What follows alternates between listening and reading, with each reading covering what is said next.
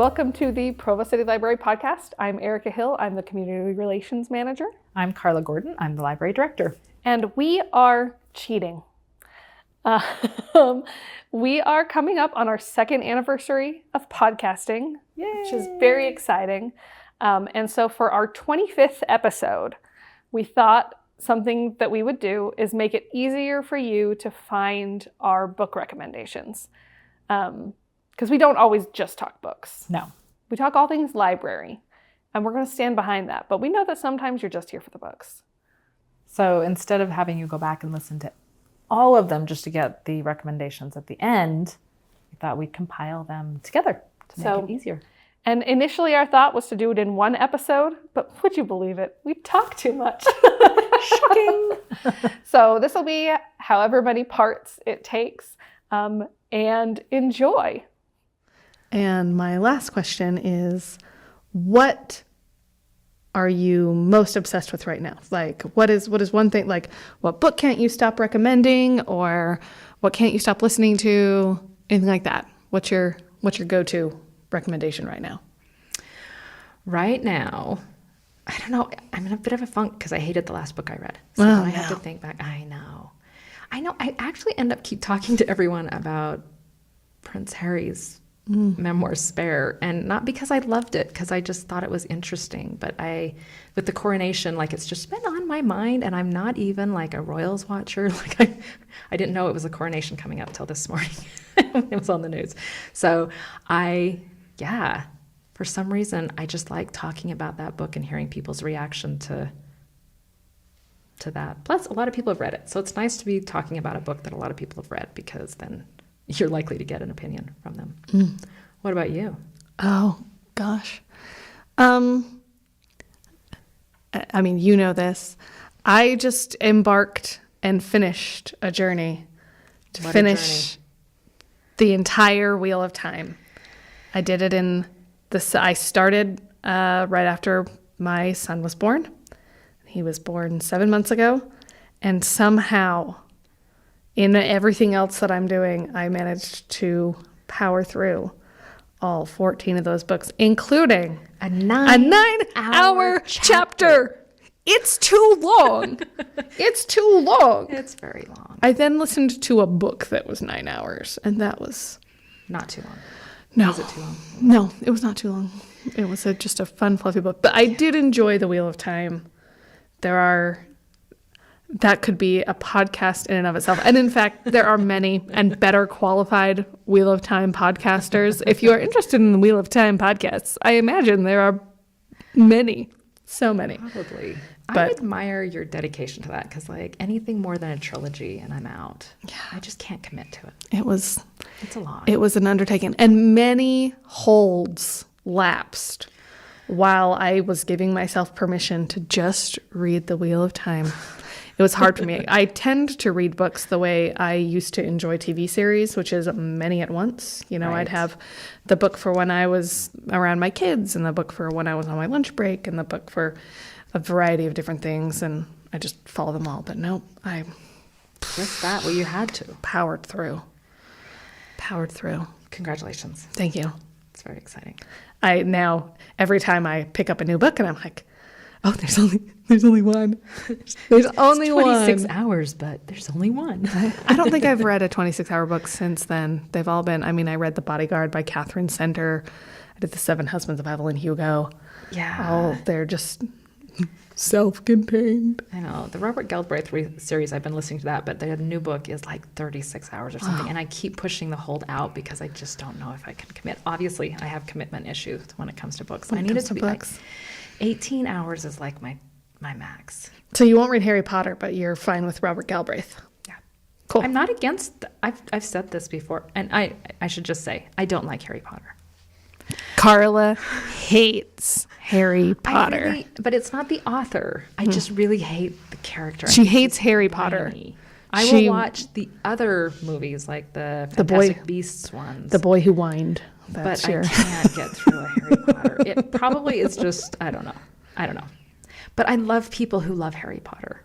I support it 100%. It's just not my thing. And on that controversial opinion, what things are you reading and recommending lately? I just finished a book called Stone Blind, which is a novelization of Medusa's story. Oh. And it was really good. I really like those. Do they turn Medusa into a sympathetic character? Yes, very easily, actually. Huh. And I forget the name of the guy that cut off her head, but he was a jerk. Well, in this retelling. It's just fun. I like those retellings. And there's been some really good ones that follow Greek mythology lately. And so, anyways, that was my latest thing that I think I can mostly recommend. I don't remember a lot of language or anything like that, but they are Greek gods and they are somewhat promiscuous. well, So there's that. as they are. Greek gods. You can't clean that up too much. As they The are. Greek gods. Yeah, I have been telling a lot of people about A First Time for Everything by Dan Santat. It's a graphic novel memoir that's about his first time going on a study abroad, basically by himself. His parents really wanted him to go out and see the world because his mom was ill and couldn't travel and things like that. And so he went on this big study abroad where he didn't know anybody and went all over Europe. And he was learning how to draw, so would draw like Notre Dame and different things as he saw them, and also learned to really appreciate different flavors of Fanta. Interesting. Yeah, it's very fun. It's like for the 9 to 12-year-olds that like Smile and Best Friends and that kind of graphic novel memoir, but a boy's perspective with traveling in Europe. So That sounds amazing. yeah. And you? I just read Happy Place by Emily Henry, which feels like the summariest of summer reads. I mean, it's got a little more emotional heft than some of those fun beachy reads, but it is still, I mean, I stayed up far too late on my birthday reading it. That's And my by far birthday too as late, I mean 4:30 in the morning, which don't do it. 38-year-old woman cannot stay up till 4:30 in the morning and live to see Sunday. Don't do it. It was great, obviously. I enjoyed it. You didn't regret it in the moment. No, No, just No. after. just after. That's fine. We've all been there. Yes, It's true. it's a book hangover. That's what I gave myself. And on that note, this is the question that we always end with. Oh, yeah. Always. Always. All 3 times. Yeah. What are you obsessed with lately? Well, the book I just finished was Tom Hanks's new novel, Oh. The Making of Another Major Motion Picture Masterpiece. I think I got the title right. It's very long. But it was fun. I liked it. He's charming. And as an audiobook reader, he is also charming. And he tells about like how a movie is made. And I like the character stories and all that, but it was fun to see the process of making movies from different perspectives and the whole process. And anyway, I recommend it. It was good. That's cool. Yeah. Trying to think if I just finished Wish You Were Here by Jodi Picoult. Oh. And I don't know if it's too soon to read fiction about the pandemic. I read it like last year and it was too soon. It felt a little soon. But it's pretty good. It was good. It was very It's got a real good zinger of a twist. ending. That's true.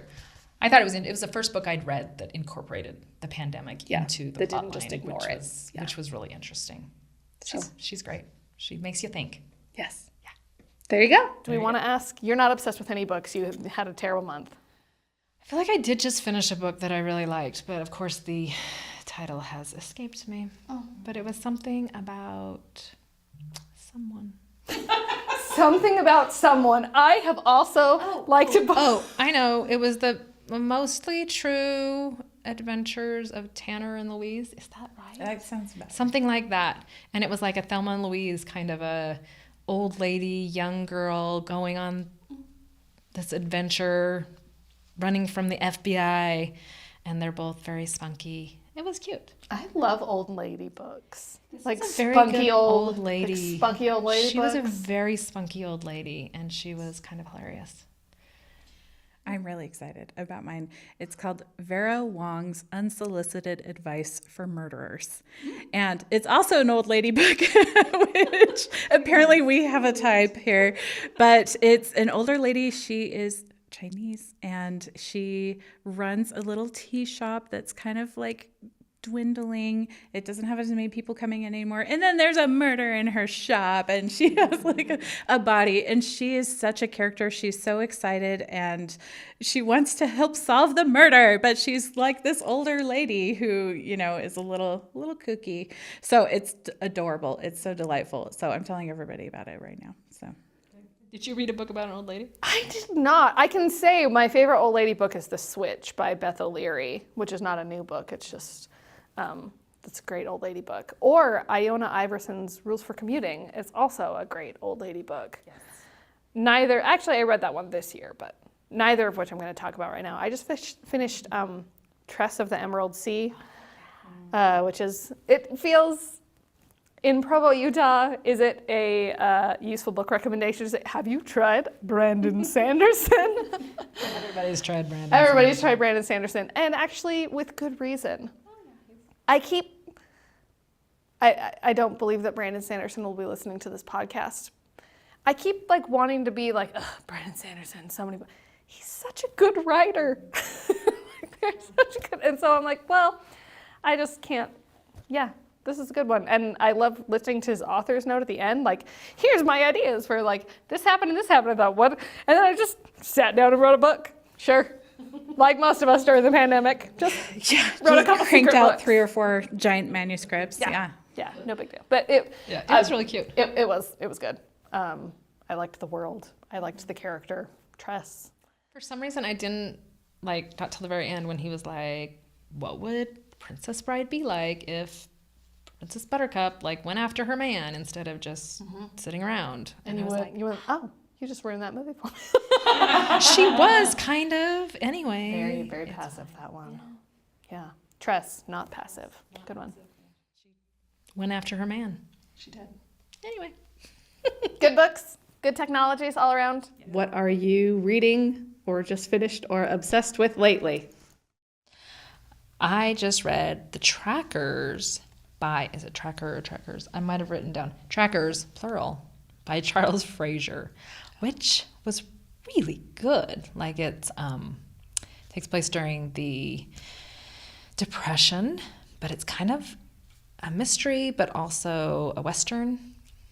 And I just love, I think I read a couple of historical fiction books at about the same time that were just, they were fine.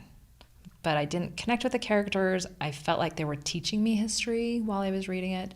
And this book is historical fiction, but you're just so drawn into the story and the atmosphere that you don't feel like you're in a history lesson. You're just drawn in. And it was fascinating and so fun. You wrote Gold Mountain? No, because that was a long time ago. It's the same author? It is the same author, Okay, yeah, right. yeah. But I did never read it, so Okay. I'm not So going to you're go never back. gonna read it now. No. It's time has We passed. move forward. You But can The go watch Trackers the was movie. really, I'll just watch the movie. It's fine. Nicole Kidman's in it. What am I reading? I'm reading The Starling House by Alex Harrow. Are you reading it? No, but Are I you on want hold to. for it? I'm on I hold. really like it. I wasn't sure if I would or not, but it's like a contemporary fantasy situation where this girl ends up getting a job at this mysterious house, and Hauntings. there's mist and monsters, and yeah, I really like it. Just the atmosphere of it is really great, and it's perfect for this time of year. I have like a very specific like genre of books that I love, and it is so limited. But Alex Harrow books, like 'cause she did the 10,000 Doors of January, right? Yeah. And this might be the one I like the most of her books because I think I've read everything she's put out so far. Grab my phone. I know. Put it on hold.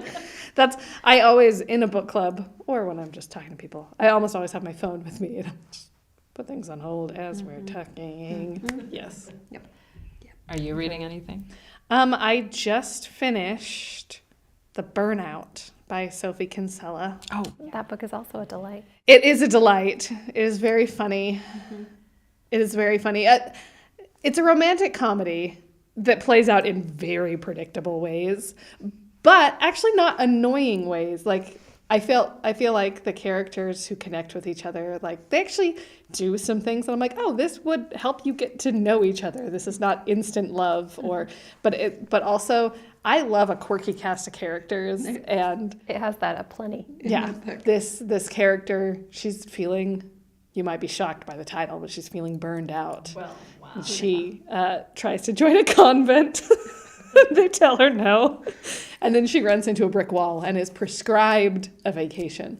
And she goes to like an off-season beach resort, basically, in England. So, like, yes, a beach vacation, but it's February. No one's there. Yeah, nobody's there. And it's like this, she remembers going to this hotel in her childhood, and it was like the swanky place, but it's been 20 years. And so it's slightly more run down. And yeah, it's got a funny cast of characters and a cute love story. It was a delightful thing to listen to while cleaning up. Her kids were sick. Her kids have been sick. Stomach bugs. 4 children. There's too many bodily fluids happening at my house. It was a delightful distraction. We need those. And on that note, That's a good note to end on. what are you reading? I just finished. I couldn't remember. Cheat sheet. This is my cheat sheet. Psyche and Eros by Luna McNamara.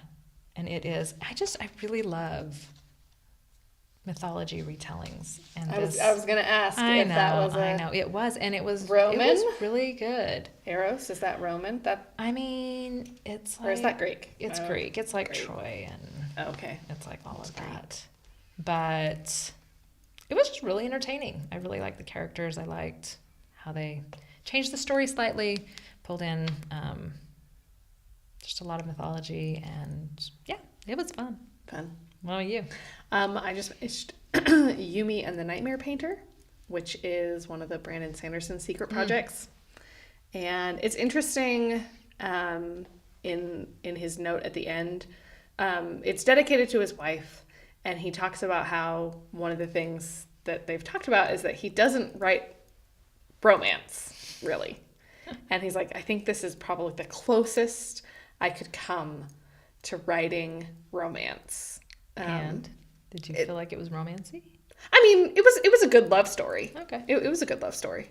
Some twists and turns I did not see coming. Awesome. I almost wish that I had read the physical book, although I can look it up, but the art in the book is significant enough that they have descriptions of the illustrations in the audiobook. Oh, that's interesting. Yeah, so it's like illustration of Yumi leaning against a thing with an expression of trepidation on her face. Like they're pretty substantial descriptions, enough that I was like, do these exist somewhere? And they do. You can find the but that was a cool collaboration kind of with an artist, and Interesting. it was good.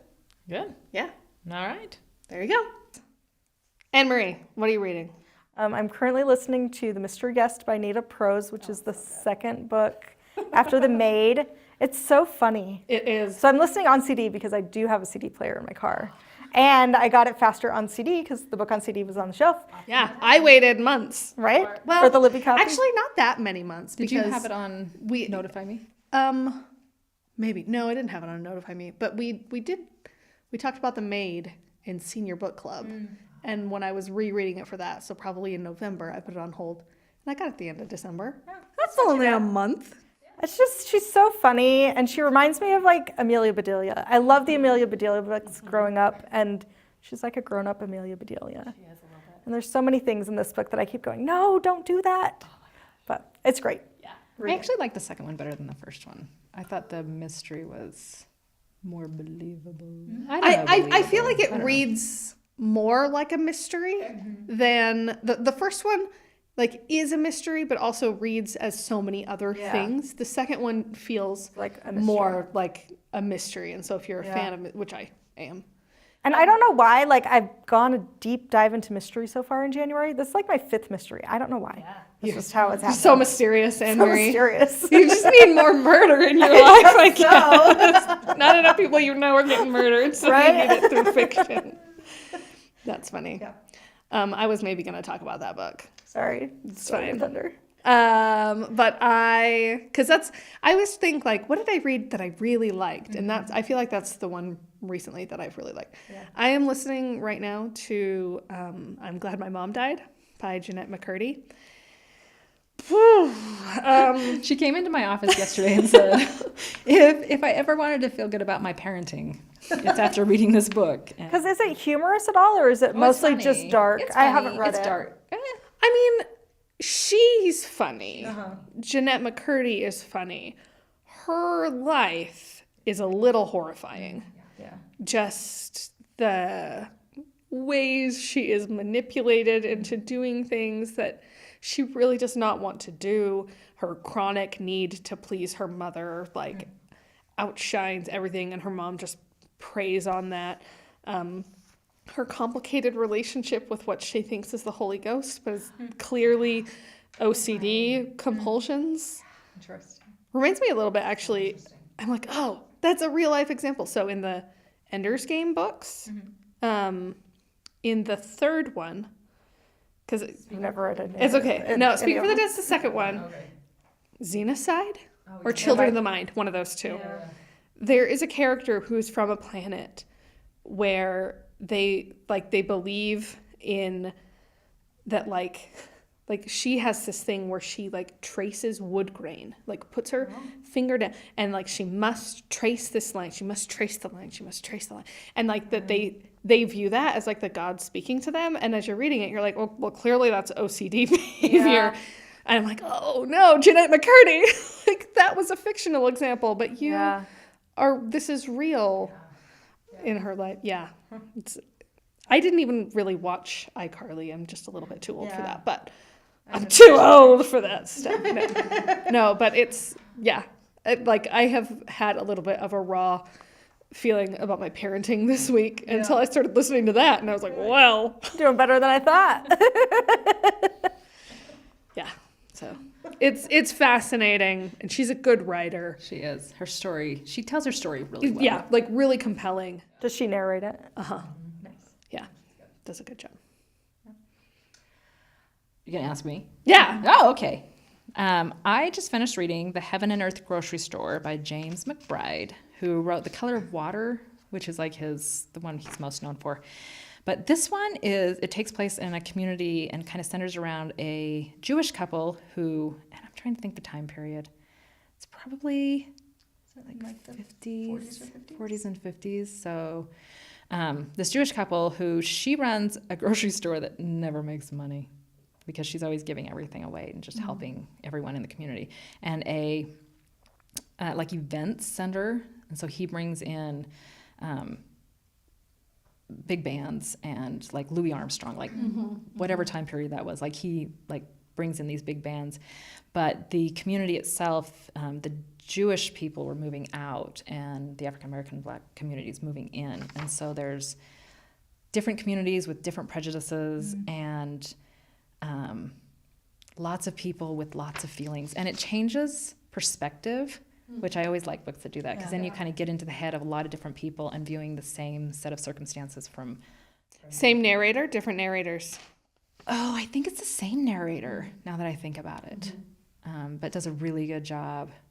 It was really fascinating and entertaining. Like there's some really hard parts, like if you don't like to read things like The Kite Runner, or where there's like something really hard described, it might not be the book for you. But if you want a really interesting portrayal of a community struggling with some really hard things, I don't know, it was just fascinating to me, and I really liked it. I was at an outreach visit the other day at one of our retirement communities here in Provo, and one of our former coworkers had just read it and turned it in, and she was raving about it as well. It was really, and so well written. I mean, he's a good writer, obviously, but it was, I zipped right through it. I didn't listen to my podcast, so I could listen to that one. Oh, I know.